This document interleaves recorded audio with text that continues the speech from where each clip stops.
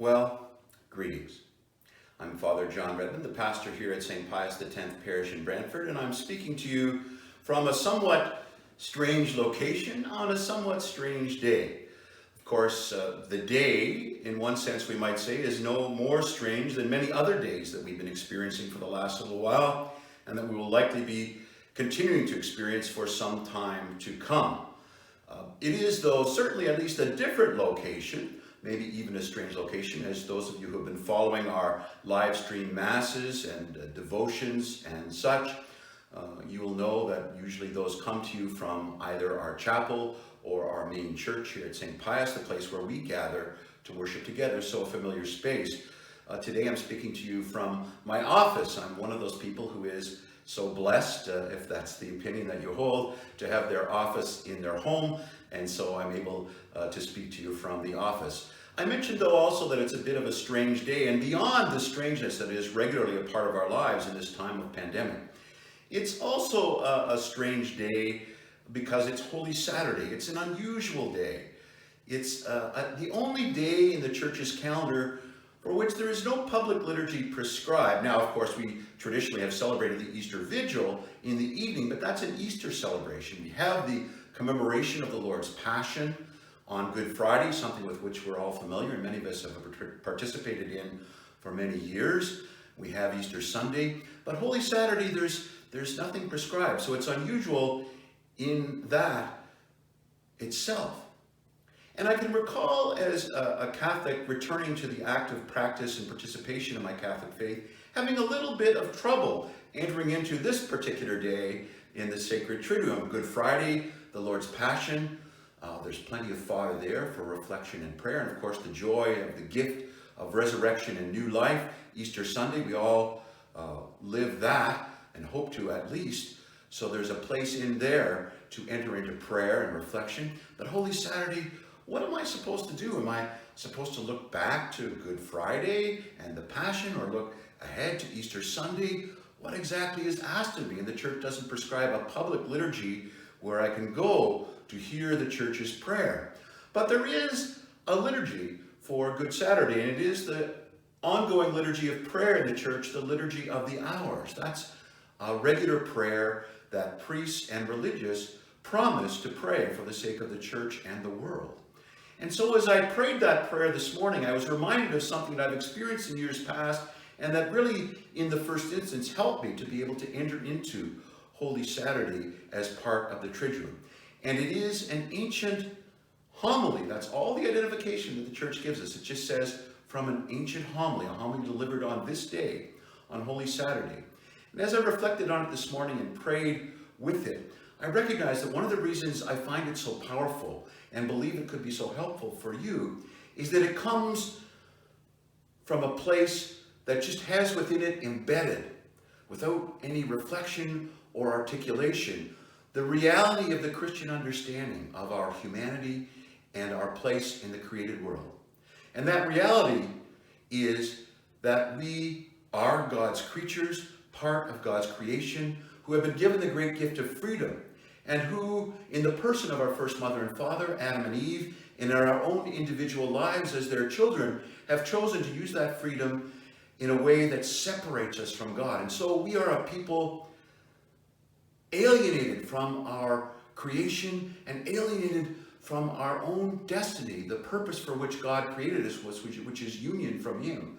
And so we live, in a certain sense, in that state of separation, or at least we would if our Lord had not come, if God had not loved us so much that He had given us His only begotten Son, who had offered His life on the cross and won for us that reunification, that healing, that reconnection with God. That is who we are, a people separated from God, not by His choice, but by ours, but reunited through the great power of what Christ has done. And this homily reflects on that, on this day. It's set on Holy Saturday. It does look backward to what happened on Good Friday. It does look forward, more powerfully even, to what happens on Easter Sunday. But it's a prayer and a reflection for today, Holy Saturday. I wanted to share that reflection for you now, as we all are a people in the same place at the same time.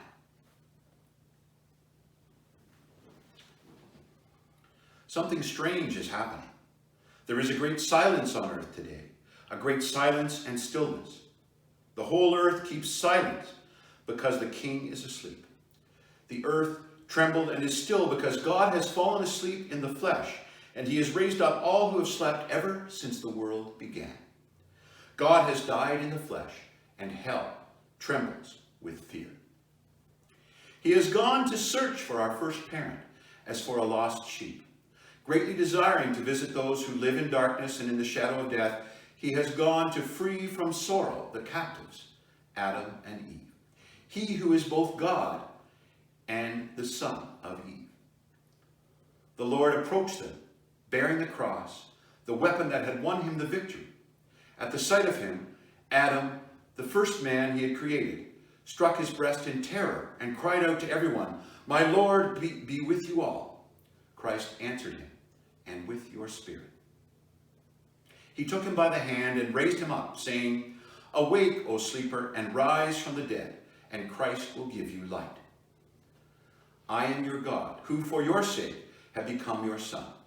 Out of love for you and for your descendants, I now by my own authority command all who are held in bondage to come forth, all who are in darkness to be enlightened, all who are sleeping to arise. I order you, O sleeper, to awake. I did not create you to be held a prisoner in hell. Rise from the dead, for I am the life of the dead. Rise up, work of my hands, you who were created in my image. Rise, let us leave this place. For you are in me, and I am in you. Together we form only one person, and we cannot be separated. For your sake, I, your God, became your son. I, the Lord, took the form of a slave.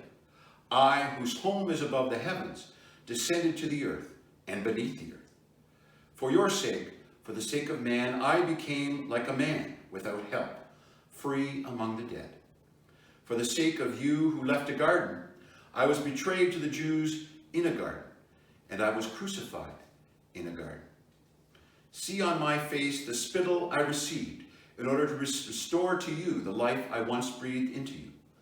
See there the marks of the blows I received in order to refashion your warped image, your warped nature in my image.